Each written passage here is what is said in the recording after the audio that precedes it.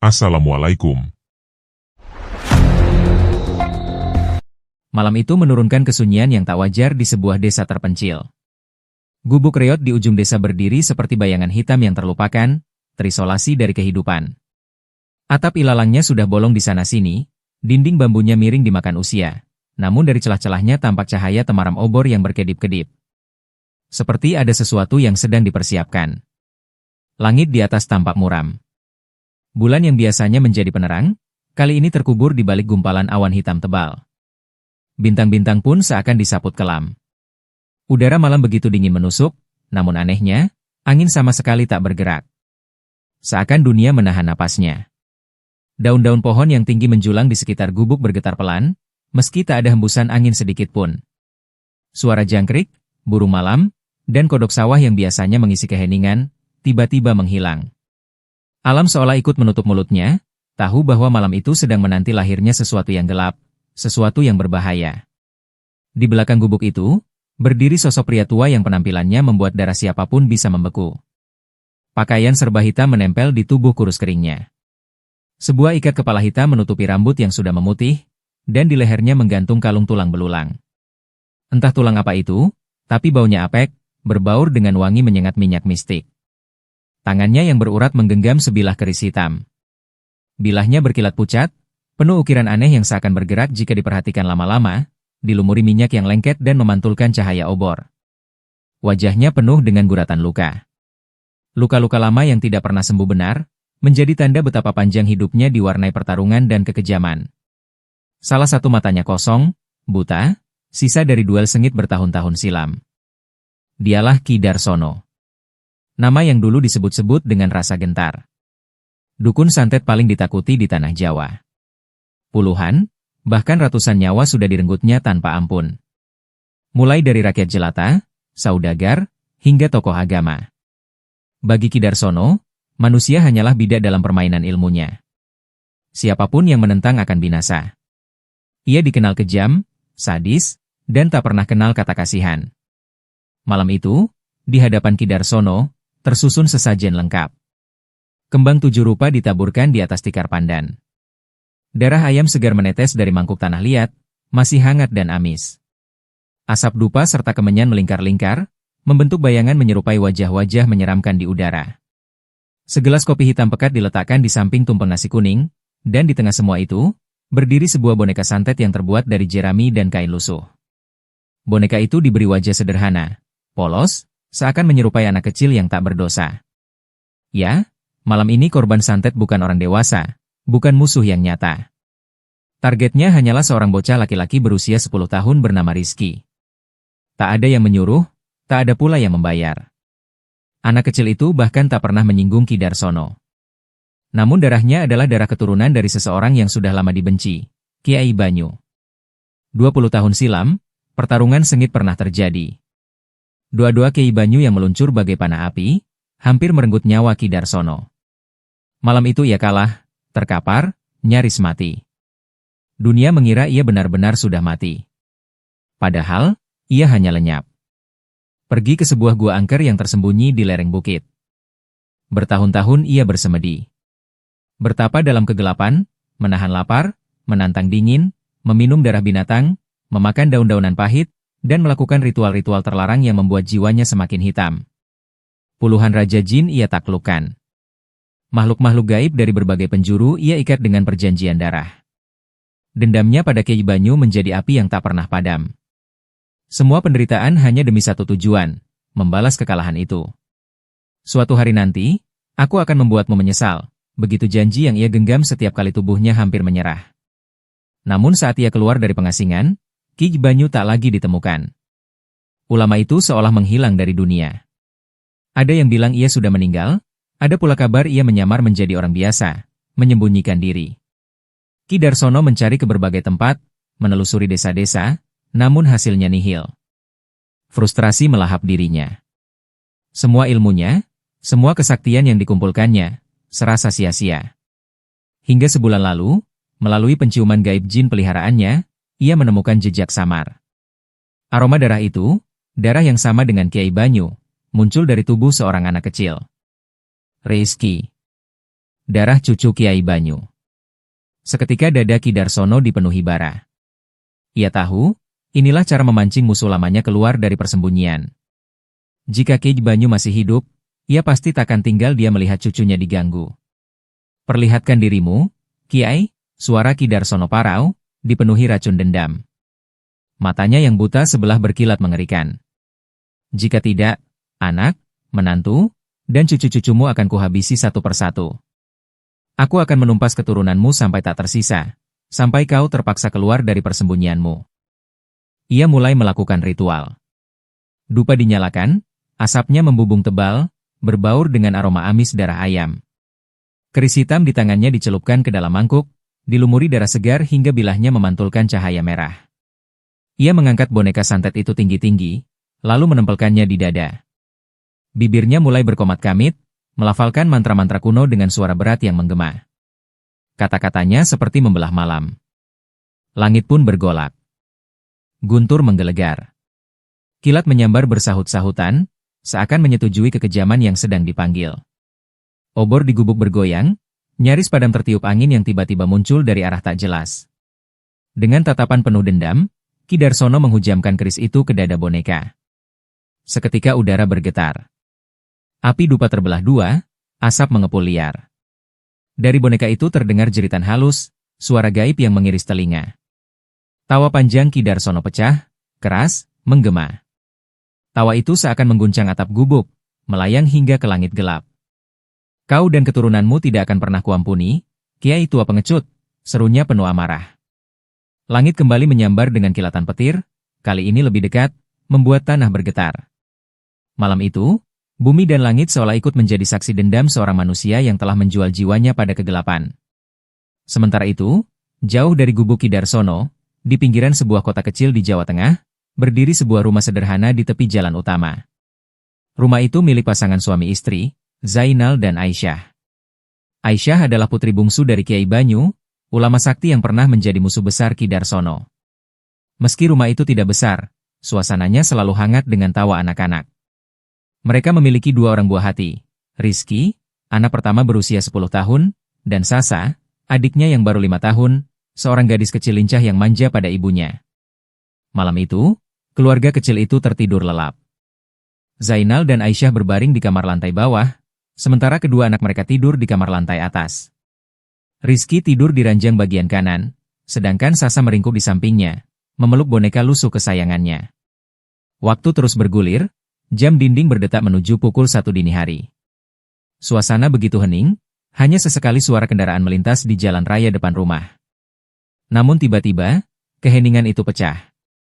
Dari lantai atas terdengar suara teriakan melengking, teriakan Rizky. "Mas, bangun!"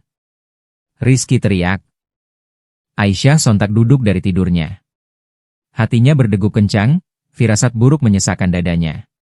Ia segera mengguncang tubuh Zainal yang masih terlelap. Dengan wajah setengah mengantuk, Zainal bangun dan bergegas ke lantai atas, disusul Aisyah dengan langkah cepat. Mereka berdua semula mengira Rizky hanya mengalami mimpi buruk. Namun begitu pintu kamar dibuka, Aisyah menjerit tertahan. Pemandangan mengerikan terpampang di depan mata. Rizky berada di atas ranjangnya, tubuhnya melengkung ke belakang dengan posisi tidak wajar, bahkan sebagian tubuhnya terangkat dari kasur, melayang setengah jengkal di udara.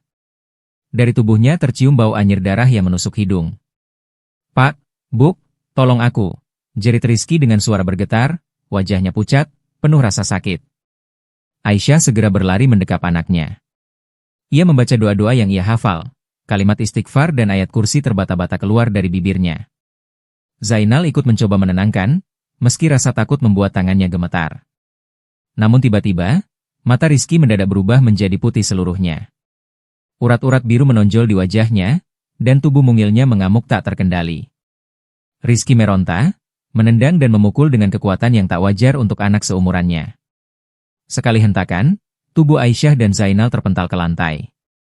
Napas mereka terengah, tubuh terasa lemas. Dari mulut Aisyah mengalir darah segar akibat benturan.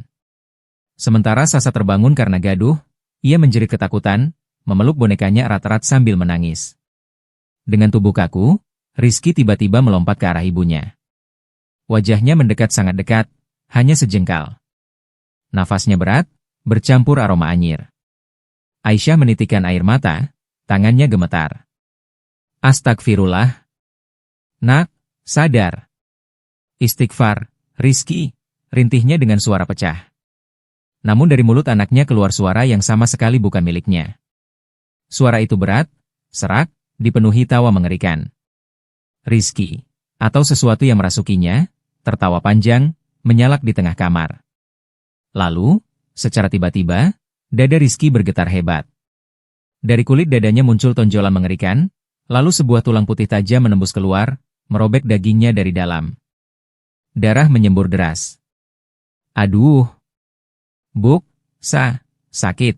Rizky sempat kembali sadar sekejap, menatap ibunya dengan mata penuh penderitaan. Aisyah menjerit histeris. Matanya membelalak, tubuhnya lemas, tak mampu menerima kenyataan. Zainal pun hanya bisa tertegun, wajahnya pucat pasi. Tak lama kemudian, tubuh Rizky lunglai, darah terus mengalir membasahi kasurnya. Bocah kecil itu meregang nyawa dalam pelukan ibunya sendiri. Tangisan meledak malam itu. Aisyah memeluk tubuh anaknya yang sudah tak bernyawa, mengguncang-guncangkannya sambil meratap. Zainal terduduk di lantai, wajahnya hancur, air mata jatuh tak terbendung. Sasa menangis keras, bersembunyi di sudut kamar, terlalu takut untuk mendekat. Namun di balik jeritan duka itu, terdengar sesuatu yang membuat bulu kuduk berdiri. Sebuah tawa panjang, tawa asing, bukan dari siapapun di rumah itu. Tawa itu menggema di udara kamar, seolah berasal dari langit-langit, seolah menertawakan kematian anak kecil yang tak berdosa. Siapa kamu? Kenapa kau membunuh anakku? Teriak Aisyah, menatap ke arah atas, matanya merah basah. Namun suara itu tak menjawab. Tawa itu hilang perlahan, meninggalkan kengerian yang tak terjelaskan. Zainal terisak, tubuhnya gemetar. Kenapa? Siapa yang tega melakukan ini? Suaranya lemah, penuh keputusasaan. Malam itu, rumah kecil yang biasanya penuh tawa berubah menjadi neraka. Dan mereka tidak tahu, ini baru awal. Masih ada bayangan gelap yang akan terus menghantui, hingga memaksa Kiai Banyu keluar dari persembunyiannya. Pagi itu kabar kematian Rizky tersebar dengan cepat di seluruh desa. Warga dan kerabat dekat Zainal datang berduyun-duyun ke rumah mereka, sebagian besar masih terkejut dan tak percaya.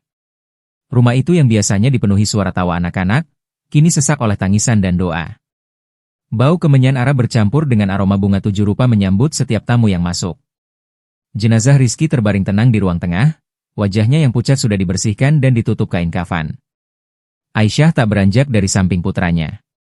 Matanya bengkak, tubuhnya lemah, tapi tangannya masih menggenggam erat kain kafan seolah tak rela melepas anaknya.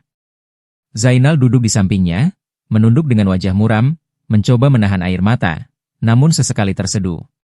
Sementara itu, Sasa kecil menangis dalam pelukan bibinya, masih belum benar-benar mengerti mengapa kakaknya kini tak lagi bangun. Bisik-bisik terdengar di antara warga. Ada yang mengatakan kematian Rizky terlalu aneh, penuh tanda mistis. Seperti santet, bisik beberapa orang dengan nada rendah. Namun sebagian lain ragu, keluarga Aisyah dikenal sebagai orang baik, dermawan, dan alim. Mana mungkin mereka punya musuh, kata yang lain.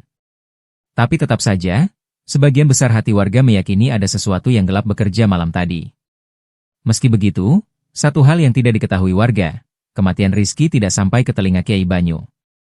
Aisyah tak mengabari ayahnya, bukan karena tak mau, melainkan karena ia masih syok, tak sanggup berpikir jernih. Lagi pula, ayahnya memang sudah lama hidup menyepi di sebuah desa terpencil tanpa ponsel, tanpa cara mudah untuk dihubungi. Hanya Aisyah yang tahu tempat persembunyiannya. Menjelang siang, pemakaman berlangsung dengan penuh haru. Doa dan tangisan mengiringi langkah kaki pelayat menuju pemakaman. Aisyah hampir pingsan saat tanah terakhir ditimbunkan di atas pusara putra sulungnya. Zainal menopangnya, matanya sembab, hatinya hancur. Mereka bertiga, Aisyah, Zainal, dan Sasa, berjongkok lama di sisi makam yang masih basah, seakan tak sanggup pergi. Baru setelah pelayat mulai bubar, mereka kembali ke rumah dengan tubuh lunglai. Malam tiba, suasana rumah kembali dipenuhi orang. Tahlilan dan pembacaan Yasin bergema dipimpin ustadz desa. Suara doa-doa itu sedikit menguatkan hati Aisyah, meski hatinya masih diliputi luka. Selesai acara, para tetangga satu persatu pulang, namun Pak Ustadz tetap tinggal. Wajahnya terlihat serius. Ia lalu mengumpulkan Aisyah dan Zainal di ruang tamu. "Ada yang ingin saya tanyakan," kata Pak Ustadz dengan suara berat. "Apakah kalian punya musuh? Sebab, kematian Rizky ini, caranya terlalu janggal." Zainal menggeleng dengan cepat. "Tidak ada, Ustadz. Saya tidak pernah merasa punya musuh. Seumur hidup saya bekerja, membantu orang, tidak pernah sengaja menyakiti siapapun." Ia mencoba mengingat-ingat, wajahnya penuh kebingungan. Namun Aisyah yang sejak tadi diam tiba-tiba menunduk lebih dalam. Ada sesuatu dalam matanya yang menunjukkan ia menyimpan rahasia besar. Suaranya lirih, bergetar saat berkata, "Ini bukan tentang aku atau Zainal. Aku yakin, ini karena masa lalu Bapak." Zainal langsung menoleh, kaget. "Apa maksudmu? Masa lalu bapakmu? Kenapa kamu baru bilang sekarang, Mi?" Nada suaranya meninggi, antara marah dan bingung. Pak Ustadz pun terdiam, menatap Aisyah dengan pandangan penuh tanya. Aisyah menangis, suaranya terputus-putus. "Bapak, dulu bukan orang sembarangan. Nama aslinya Kiai Banyu." Pak Ustadz terbelalak. Ia mengenal nama itu, meski hanya dari cerita. Kiai Banyu, Kiai Sakti yang pernah menggemparkan, yang dikabarkan sudah lama meninggal.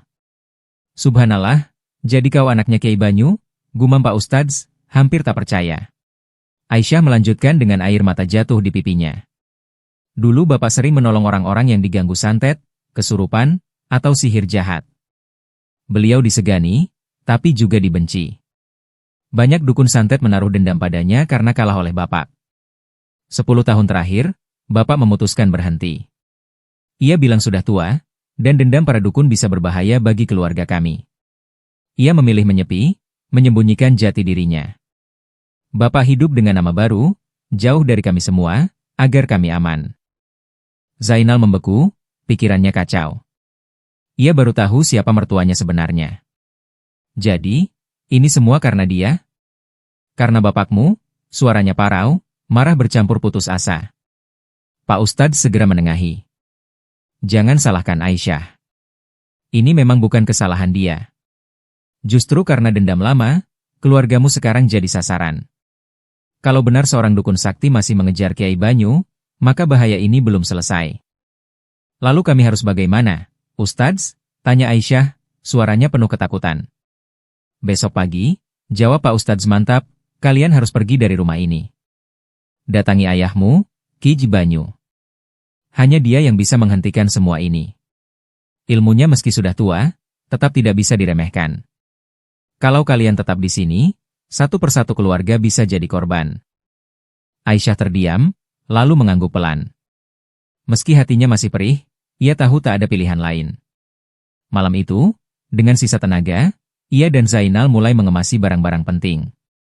Zainal terlihat ketakutan, namun ia tak ingin kehilangan lagi. Sedangkan Aisyah, dalam hatinya muncul perasaan campur aduk, takut pada bahaya, sedih kehilangan anaknya, dan perih menanggung rahasia besar tentang siapa ayahnya sebenarnya. Dan di kejauhan, di tengah kegelapan malam, Ki Darsono tersenyum puas. Baginya, kematian Rizky hanyalah awal. Ia tahu langkah berikutnya, membuat keluarga itu terus menderita hingga akhirnya Ki Banyu keluar dari persembunyian. Malam itu rumah terasa jauh lebih sunyi daripada biasanya. Setelah selesai mengemasi barang-barang yang akan dibawa besok pagi, Aisyah, Zainal, dan Sasa memilih berdiam di satu kamar. Mereka tak berani berpencar. Sasa yang masih terlalu kecil sudah terlelap, napasnya teratur, tak tahu ketakutan yang sedang meliputi ayah dan ibunya. Aisyah duduk di sudut ranjang, wajahnya pucat pasi. Bibirnya bergetar lirih melantunkan zikir tanpa henti. Zainal pun sama, mencoba menenangkan diri dengan doa, meski di dalam hatinya bayangan kematian Rizky terus menghantui. Rasa takut semakin menebal setiap kali ia menoleh ke arah pintu kamar. "Kamu tidur saja, sayang. Aku yang berjaga." "Kamu pasti lelah," ucap Zainal dengan suara pelan, mencoba tegar. Namun Aisyah menggeleng cepat. "Tidak. Ini semua karena Bapak. Kalau ada yang harus berjaga, biar aku saja. Kamu pun harus istirahat," katanya sambil menahan tangis. Ia merasa bersalah, seakan semua yang menimpa keluarganya adalah beban dari masa lalu ayahnya. Zainal tak membantah lagi. Mereka berdua sama-sama berusaha bertahan, melawan rasa kantuk yang menyerang. Namun tubuh yang lelah membuat sesekali kepala mereka terjatuh sendiri, hampir tertidur sambil duduk. Suasana kamar menjadi pengap. Hanya suara detak jam dinding dan hembusan napas Sasa yang menemani malam panjang itu. Hingga tepat pukul 12 tengah malam, keheningan pecah. Dari luar kamar terdengar suara langkah kaki. Berat, pelan, tapi jelas. Duk, duk, duk. Suara itu mendekat, semakin lama semakin jelas, lalu berhenti tepat di depan pintu kamar. Brak! Brak! Brak! Ketukan keras menghantam pintu, membuat Aisyah dan Zainal sontak terlonjak ketakutan. Wajah mereka pucat, tubuh gemetar, dan mereka segera saling berpelukan erat. Namun sesaat kemudian, hening. Sunyi seakan menelan seluruh rumah. Tidak ada lagi ketukan, tidak ada lagi langkah. Hanya suara jantung mereka yang berdegup kencang. Belum sempat mereka bernapas lega, lampu kamar mendadak berkedip. Sekali, 2 kali, hingga 3 kali. Cahaya redup terang bergantian, menciptakan bayangan aneh di dinding. Hati mereka makin ciut, mulut bergetar membaca doa lebih cepat. Waktu berjalan begitu lambat. Sekitar 1 jam kemudian, tepat ketika rasa kantuk kembali menyerang, jendela kamar terbuka dengan sendirinya. Krek! Daun jendela terkuak lebar, angin malam masuk membawa hawa dingin menusuk tulang, disertai bau anyir menyengat yang mirip darah segar. Zainal tak berani bergerak, hanya bisa menunduk gemetar. Namun Aisyah, dengan tubuh bergetar hebat, memberanikan diri bangkit untuk menutup jendela itu. Baru saja ia mendekat, sesuatu muncul dari luar jendela. Sosok hitam dengan wajah rusak, mata putih melotot, mulut robek lebar seakan tersenyum mengejek. Aisyah menjerit tertahan, tangannya refleks menutup dadanya yang berdegup kencang, hampir seakan jantungnya mau pecah. Lalu terdengar suara mengerikan, suara yang sama seperti malam kematian Rizky. Kalian akan mati. Suaranya berat, parau, bercampur tawa pendek yang membuat bulu kuduk meremang. Aisyah terjatuh ke belakang, langsung dipeluk erat oleh Zainal. Mereka hanya bisa berpegangan erat, menangis, dan terus berzikir sekuat tenaga. Sementara Sasa yang masih terlelap tiba-tiba meringis dalam tidurnya, seolah merasakan ketegangan di sekelilingnya. Gangguan itu berlangsung lama, hingga waktu terasa berhenti. Namun menjelang pukul 3 dini hari, suara-suara itu mulai mereda. Angin berhenti, jendela kembali tertutup dengan sendirinya, dan bau anyir menghilang begitu saja. Rumah menjadi senyap, seakan tak pernah terjadi apa-apa. Aisyah dan Zainal masih duduk gemetar, tubuh mereka lemas, wajah pucat. Mereka saling berpandangan, lalu menangis pelan. Malam itu mereka bersyukur masih selamat, meski di hati mereka sadar, ini hanya awal. Rasa lelah yang tak tertahankan akhirnya membuat mereka tertidur juga, masih dengan posisi berpelukan. Mereka tahu, esok pagi mereka harus segera pergi, karena jika bertahan 1 malam lagi, mungkin mereka tak akan selamat. Pagi itu sinar matahari baru saja menembus celah jendela kamar, menggantikan gelap malam yang mencekam. Burung-burung terdengar berkicau di kejauhan, seakan dunia kembali tenang. Namun ketenangan itu tidak berlaku bagi Aisyah dan Zainal. Kelelahan semalaman membuat mereka terlelap tanpa sadar, hingga sholat subuh pun terlewat begitu saja. Aisyah terbangun lebih dulu, kepalanya terasa berat, nyeri berdenyut karena kurang tidur. Ia mengucek mata, lalu menoleh ke samping, melihat Zainal masih pulas. Dengan sedikit tenaga, ia menggoyang bahu suaminya. "Mas, bangun. Sudah pagi." Zainal mengerang pelan, membuka mata dengan wajah kusut. Namun sebelum sempat berdiri, Aisyah mendadak tersentak. Ia baru sadar, kasur di sebelah mereka kosong. Sasa tidak ada. Pandangannya langsung beralih ke pintu kamar yang terbuka setengah, bergoyang perlahan seolah baru saja dilewati seseorang. "Mas!" Sasa nggak ada di kamar, dia hilang. Suara Aisyah parau, panik. Zainal yang masih setengah sadar langsung meloncat bangun. "Apa? Cepat kita cari." Mereka berdua berlari tergesa, menyisir setiap sudut rumah. Dapur, ruang tamu, kamar mandi, semua kosong. Aisyah berulang kali memanggil nama putrinya dengan suara gemetar, hampir tersedak tangis. "Sasa. Nak, kamu di mana?" "Sasa," jawab ibu. Namun rumah itu hanya menjawab dengan sunyi. Air mata Aisyah mulai mengalir deras. Ia menutup wajahnya, tubuhnya gemetar. Perasaan bersalah menyelimuti hatinya. Baru semalam ia bersyukur anak itu selamat, kini hilang entah kemana. Mereka keluar rumah dengan tergesa, menoleh ke kanan dan kiri. Jalan utama di depan rumah sudah mulai ramai oleh kendaraan besar yang berlalu lalang. Jantung Aisyah seakan berhenti ketika pandangannya menemukan sosok kecil berdiri di tepi jalan. Sasa. Gadis kecil itu berdiri, dia menatap lurus ke depan. Wajahnya kosong, matanya seakan tak berfokus. Ia seperti orang yang sedang berjalan dalam tidur. Tanpa mendengar teriakan orang tuanya, ia mulai melangkah ke tengah jalan. Sasa, jangan, nak. Berhenti. Aisyah menjerit histeris, suaranya pecah. Namun Sasa tak menoleh. Kakinya justru berlari kecil ke arah seberang. Dari arah kanan, sebuah truk besar melaju kencang, klaksonnya meraung panjang. Astagfirullah. Sasa. Zainal ikut berteriak, wajahnya pucat pasi. Detik itu terasa lambat. Aisyah hampir tak sanggup lagi bernafas. Dan tepat saat truk hampir menyambar, sebuah tangan kuat menarik tubuh kecil Sasa ke belakang. Sosok itu adalah Pak Ustadz. Ia muncul entah dari mana, dengan wajah tegas namun penuh cemas, memeluk Sasa yang langsung terkulai pingsan di pelukannya. Aisyah dan Zainal terjatuh lemas di jalan, lutut mereka tak sanggup menopang tubuh. Air mata bercucuran deras, mereka berlari menghampiri. Aisyah langsung merengkuh putrinya yang tak sadarkan diri sambil menangis sesenggukan. Ya Allah, hampir saja aku kehilangan lagi, suaranya pecah, memeluk Sasa erat-erat. Pak Ustadz menatap mereka tajam. Kenapa kalian bisa seceroboh ini? Suaranya terdengar keras, meski di dalamnya ada kekhawatiran. Zainal menunduk, wajahnya dipenuhi rasa bersalah. Maaf, Pak Ustadz, semalam kami diteror lagi.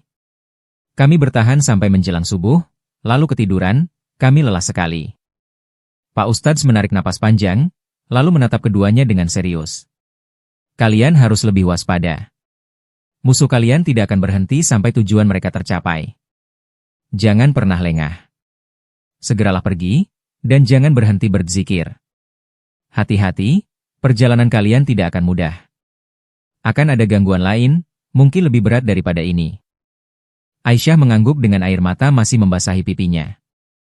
Baik, Pak Ustadz. Terima kasih, kalau bukan karena panjenengan, mungkin Sasa sudah, suaranya tercekat, tak sanggup melanjutkan. Tanpa membuang waktu lagi, mereka segera masuk ke dalam rumah, mengambil koper dan barang-barang penting yang semalam sudah mereka siapkan. Zainal memasukkan semuanya ke bagasi mobil, sementara Aisyah tak henti menggenggam tangan Sasa yang masih lemah. Pak Ustadz berdiri di depan rumah, memperhatikan dengan sorot mata penuh kewaspadaan, seakan berjaga-jaga kalau masih ada bahaya yang mengintai. Setelah semuanya siap, mereka berpamitan dengan penuh haru. Mobil pun melaju, meninggalkan rumah yang sudah dipenuhi aura gelap sejak malam kematian Rizky. Perjalanan menuju desa terpencil tempat Kiai Banyu berada baru saja dimulai. Sebuah perjalanan panjang yang tidak hanya menguji tenaga, tetapi juga iman, kesabaran, dan keberanian mereka. Namun baik Aisyah maupun Zainal tahu, jalan ini adalah satu-satunya harapan. Karena hanya Kiai Banyu, ayah yang selama ini bersembunyi dari masa lalunya, yang memiliki jawaban dan kekuatan untuk melawan kegelapan yang kini mengejar keluarganya. Perjalanan menuju desa terpencil tempat Kiai Banyu berada ternyata jauh lebih menegangkan dari yang mereka bayangkan. Baru setengah jalan, gangguan kembali datang. Zainal yang fokus mengemudi tiba-tiba menoleh ke arah spion tengah. Seketika tubuhnya kaku, darahnya serasa berhenti mengalir. Di sana, jelas terlihat sosok mengerikan duduk di kursi belakang. Wajahnya pucat kehijauan, matanya merah menyala seperti bara api, menatap lurus tanpa berkedip. Nafas Zainal tercekat, ia refleks menoleh ke kursi belakang. Kosong. Tak ada siapapun, hanya Sasa yang tertidur lelap di pangkuan Aisyah. Mas, kenapa? Tanya Aisyah heran melihat wajah suaminya pucat pasi. Belum sempat Zainal menjawab, sebuah truk besar tiba-tiba melintas dari arah berlawanan. Zainal hampir tak sempat membanting setir. Ban mobil berdecit keras, nyaris menabrak kendaraan itu. Jantung mereka berdegup kencang. Aisyah memekik, tangannya langsung memeluk Sasa erat-erat. Mas, hati-hati, jerit Aisyah dengan suara bergetar. Zainal menghela napas panjang, Keringat dingin bercucuran di pelipisnya. Tadi ada yang duduk di belakang kita, Dek. Wajahnya mengerikan sekali. Aisyah hanya bisa menggenggam tangan Zainal sambil terus beristighfar. Mereka kembali melanjutkan perjalanan dengan mulut komat kamit berzikir, berharap perlindungan dari Allah. Mobil melaju melewati hamparan persawahan. Jalan desa begitu sepi, hanya sesekali terlihat gubuk reot di tengah sawah, atau petani yang melambaikan tangan dari kejauhan. Namun ketenangan itu tak bertahan lama. Jalur yang mereka lewati kini memasuki kawasan hutan. Pepohonan tinggi menjulang, dahan-dahannya saling bersentuhan, membuat cahaya matahari sulit menembus ke dasar jalan. Suasana mendadak berubah dingin, sunyi, dan menyesakan. Tiba-tiba, mobil berhenti mendadak. Mesin mati begitu saja. Aduh, kenapa lagi ini? Gumam Zainal kesal, meski dalam hatinya lebih banyak rasa takut daripada marah. Aku turun periksa dulu, Dek. Kamu jangan keluar, tetap di dalam. Zainal turun, membuka kap mobil. Ia memeriksa sana-sini, namun tak ada yang aneh. Semua tampak normal. Ia mencoba menyalakan mesin berkali-kali, tapi tak ada respon. Nafasnya semakin memburu, telapak tangannya dingin. Aisyah dari dalam mobil terus melafalkan ayat kursi, sesekali menoleh ke jendela. Dan disitulah ia melihatnya. Di balik pepohonan, samar-samar tampak sesosok bayangan hitam berdiri tegak. Tubuhnya kurus tinggi, wajahnya remang, tapi sepasang matanya terlihat jelas, merah menyala, menatap mereka lurus tanpa berkedip. Aisyah menahan teriakannya, tubuhnya bergetar hebat. Sosok itu tak bergerak, hanya berdiri seakan sedang menunggu. Ya Allah, lindungi kami, bisiknya sambil semakin erat memeluk Sasa. Zainal kembali mencoba memutar kunci. Kali ini mesin menyala. Tanpa berpikir panjang, ia segera menutup kap, masuk ke mobil, dan menginjak gas. Mesinnya bisa lagi. Kita jangan berhenti, Dek. Aku nggak mau lihat-lihat lagi ke belakang. Mobil melaju kembali menembus hutan yang seakan tak ada habisnya. Detik demi detik terasa begitu lambat, seolah waktu ikut mempermainkan mereka. 2 jam sudah berlalu di jalan yang terasa seperti lorong panjang tanpa ujung. 1 jam lagi mereka harus bertahan. Aisyah menggenggam tangan suaminya, suaranya lirih penuh harap. Bentar lagi, Mas, bentar lagi kita sampai. Kita harus kuat. Kita harus bertahan. Di kursinya, Sasa masih tertidur tenang, seakan tidak menyadari bahaya yang mengepung. Bagi Zainal dan Aisyah, setiap menit di perjalanan itu adalah perjuangan hidup dan mati. Sementara itu di pasar tradisional yang sederhana, hiruk-pikuk suara tawar-menawar terdengar dari para pedagang. Di antara keramaian itu, tampak seorang lelaki tua dengan wajah teduh, berjanggut putih tipis, dan senyum ramah yang tak pernah lepas dari bibirnya. Dialah Kiai Banyu, yang kini lebih dikenal warga sebagai Pak Mitro, penjual sayur biasa. Lapaknya sederhana, hanya beralaskan tikar bambu dan beberapa keranjang berisi hasil kebun dari halaman rumahnya. Singkong, bayam, daun kelor, dan beberapa sayur lain. Pakaiannya pun sederhana, koko lusuh, sarung bermotif kotak, dan peci hitam yang sudah mulai pudar warnanya. Para pedagang lain menyapanya dengan hormat. Pak Mitro, singkongnya seperti biasa ya, saya beli 2 kilo. Iya, silakan Bu, semoga berkah, jawab Pak Mitro dengan nada lembut. Tak ada yang menyangka, pria sepuh yang ramah ini sebenarnya seorang kiai sakti yang dulu ditakuti dan disegani. Warga hanya mengenalnya sebagai penjual sayur yang alim, rajin sholat jamaah, dan suka membantu siapapun tanpa pamrih. Tak seorang pun di desa terpencil itu tahu siapa sebenarnya Pak Mitro, bahkan mereka segan untuk bertanya tentang masa lalunya. Hari semakin siang, para pedagang mulai berkemas. Begitu juga Pak Mitro. Ia mengikat dagangannya di belakang sepeda tuanya, lalu mengayuh dengan tenang melewati jalan berbatu dan rusak. Sambil bersepeda, ia menyapa penduduk yang ditemui di jalan, menanyakan kabar mereka, dan memberi senyum hangat yang menenangkan hati.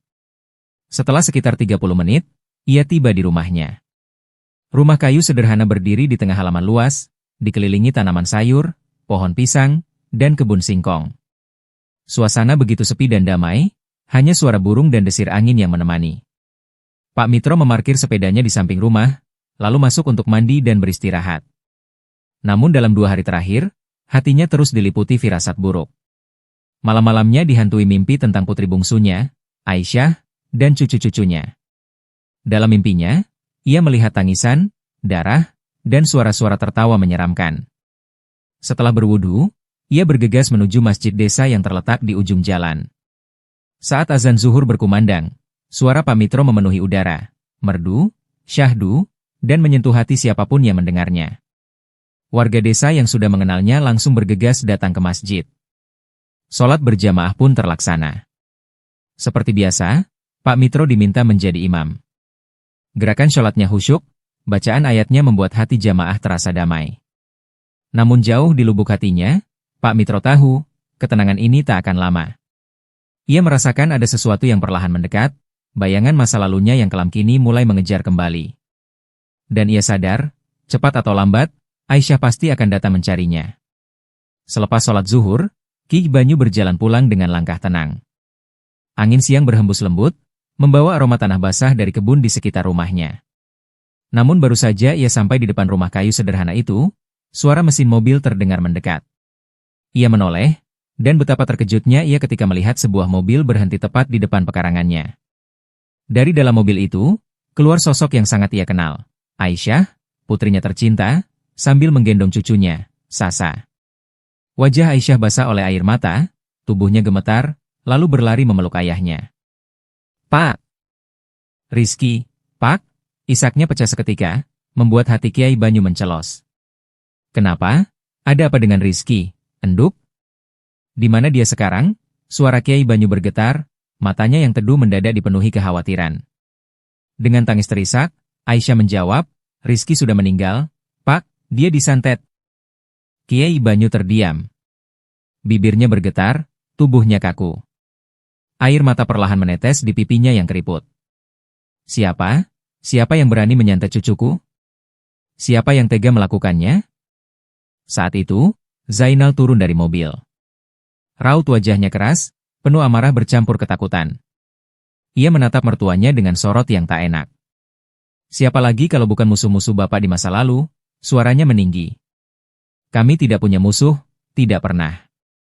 Anak kami jadi korban, karena masa lalu Bapak." Suasana mendadak hening, hanya suara angin yang menggerakkan dedaunan di halaman. Perlahan, Ki Banyu menghela napas panjang, lalu mengajak mereka masuk ke rumah. Pintu ia tutup rapat, seolah ingin mengunci dunia luar agar tidak ikut masuk ke dalam. Rumah itu sederhana, hanya beralaskan tikar pandan lusuh, namun kini terasa seperti benteng terakhir. "Maafkan Bapak, Zainal, maafkan Bapak, Enduk," ucap Kiai Banyu lirih. "Bapak tidak pernah bermaksud mencelakai siapapun. Dulu, Bapak hanya membantu orang-orang." "Tapi bukan hanya Rizky, Pak," potong Zainal dengan suara meninggi, nyaris pecah. "Semalam kami diteror, sepanjang perjalanan pun kami hampir celaka. Ini semua belum selesai, sampai kita semua mati." Aisyah, dengan mata sembab, menceritakan secara rinci bagaimana Rizky meninggal dengan tubuh bolong di dadanya, penuh kejanggalan yang mustahil dijelaskan dengan akal sehat. Mendengar itu, wajah Kiai Banyu berubah. Tangannya mengepal kuat, urat di pelipisnya menegang. "Darsono," gumamnya penuh amarah. Kiai Banyu menutup matanya sejenak, mengambil napas panjang. Tangannya meraih sebuah tasbih tua dari lemari, benda yang sudah 20 tahun ia simpan, tak pernah disentuh lagi. Dengan tasbih itu, ia duduk bersila, membaca zikir panjang. Matanya terpejam, jiwanya menembus ruang tak kasat mata.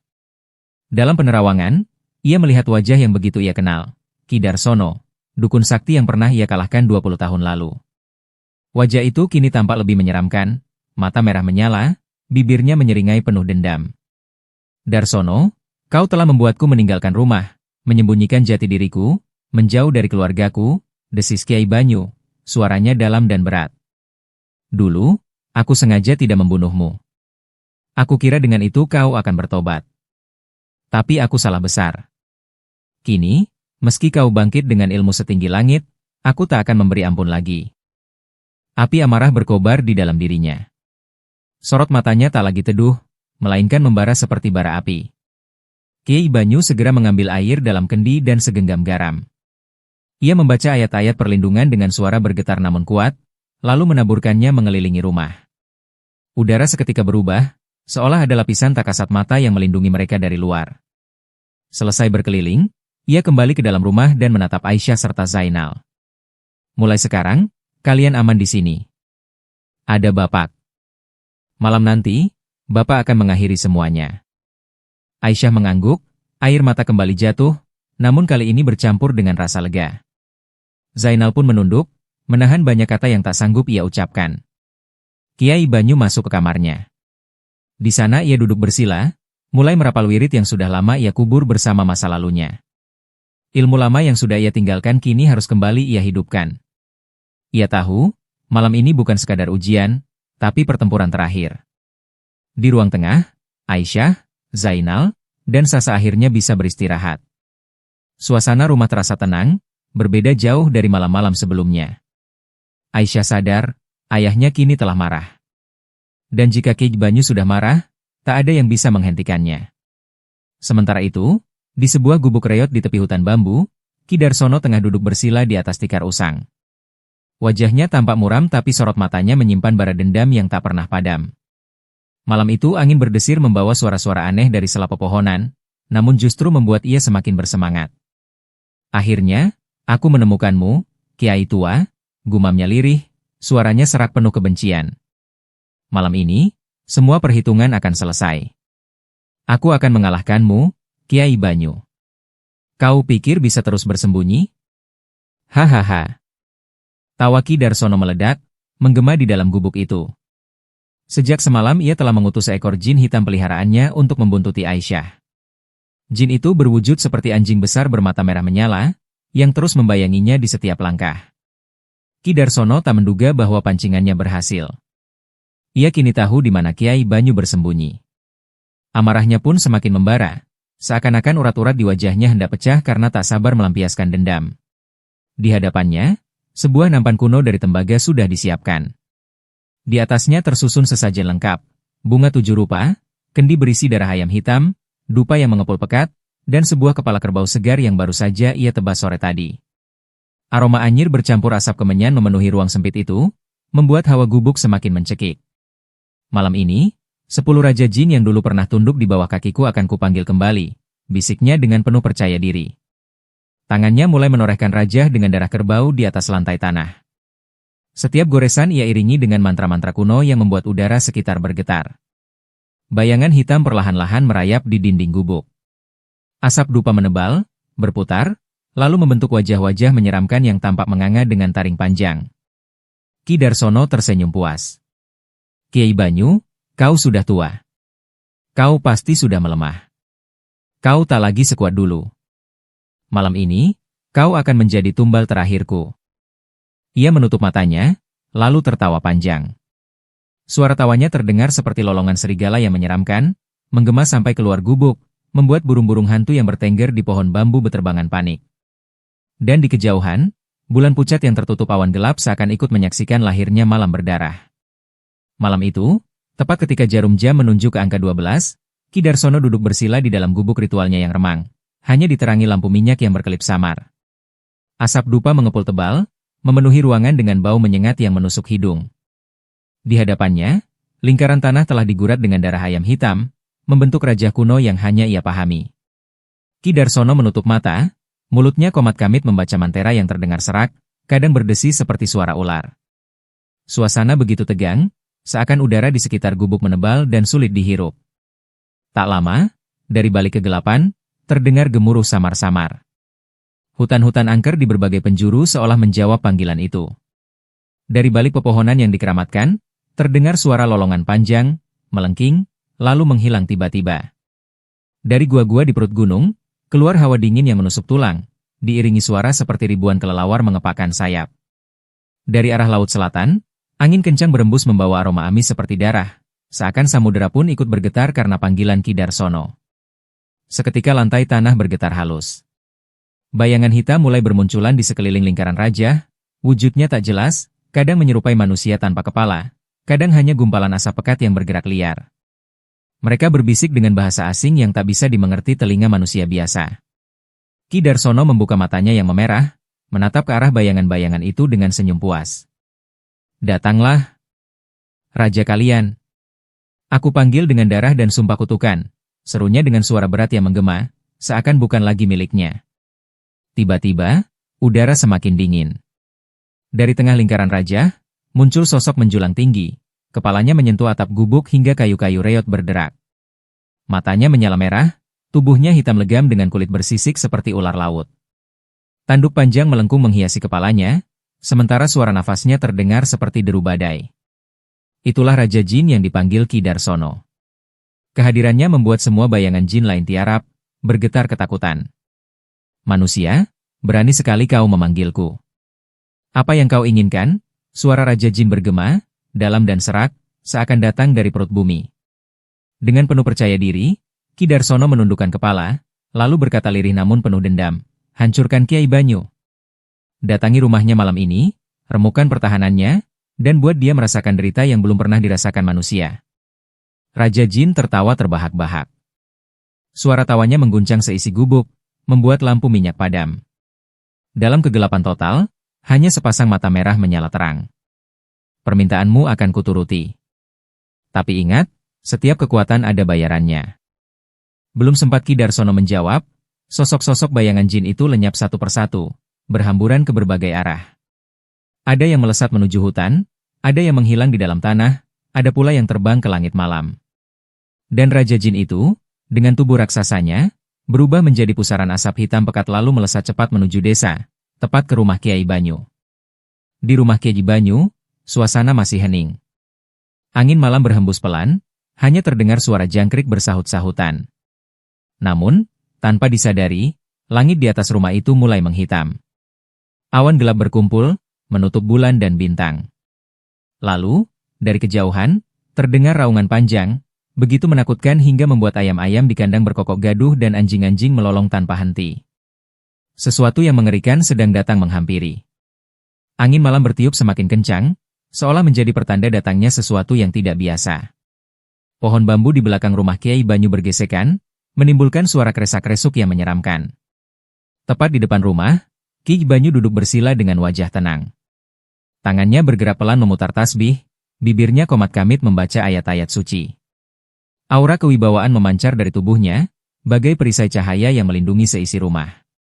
Sementara itu, di dalam rumah, Aisyah, Zainal, dan Sasa saling berpelukan erat. Tubuh mereka gemetar hebat, mata tak berani menatap jendela karena dari luar terdengar suara-suara asing, suara lolongan, raungan, bahkan bisikan-bisikan aneh yang menusuk telinga. Sesekali, bayangan hitam melintas di kaca jendela, membuat Sasa menjerit kecil lalu menutup wajahnya di dada ibunya. Dari arah langit, mendung hitam tiba-tiba menggumpal tebal. Kilat menyambar tanpa suara, hanya cahaya putih keperakan yang membelah pekatnya malam. Lalu, satu persatu sosok mengerikan mulai bermunculan. Dari arah hutan angker, tampak siluet tinggi besar dengan tubuh penuh bulu hitam, matanya menyala merah. Dari gunung, keluar sosok ular raksasa yang kepalanya bercabang 3, menjalar di udara dengan lidah menjulur panjang. Dari gua terdengar suara dentuman, lalu muncul makhluk setengah manusia dengan wajah batu, matanya kosong menatap ke arah rumah Kiai Banyu. Dan dari lautan, aroma amis darah memenuhi udara, bersamaan dengan hadirnya sosok perempuan berambut panjang basah, kulitnya pucat kebiruan, matanya menatap liar. Mereka semua adalah bala tentara jin yang dipanggil Ki Darsono. Dan kini, mereka bergerak maju, mengepung rumah Kiai Banyu. Kiai Banyu membuka matanya perlahan. Tatapannya dalam, seolah menembus tirai gaib yang tak terlihat oleh manusia biasa. Suara beliau lirih namun penuh kekuatan, Bismillahirrahmanirrahim, kalimat itu menggema, bukan hanya di udara, tapi juga di alam gaib. Tiba-tiba, tubuh Kiai Banyu dikelilingi cahaya putih keemasan yang membentuk lingkaran. Saat makhluk-makhluk gaib itu mencoba mendekat, mereka seolah menabrak dinding tak kasat mata. Suara teriakan kesakitan bergema. Sosok wanita dari lautan melolong nyaring, sosok raksasa hutan meraung sambil menghantamkan tangannya ke tanah, membuat bumi bergetar. Pertempuran pun dimulai. Jin-jin itu melancarkan serangan, hembusan angin panas, api hitam, dan suara menggelegar yang bisa memecahkan telinga. Namun Kiai Banyu tetap duduk teguh, bibirnya tak henti melantunkan doa. Dari setiap lafaz ayat, keluar cahaya berbentuk tombak, panah, dan kilatan-kilatan putih yang menghantam balik para jin. Di dalam rumah, Aisyah memejamkan mata erat-erat, namun suara dentuman dari luar membuat tubuhnya bergetar. Zainal, meski takut, mencoba menenangkan. Tenang Sasa, tenang.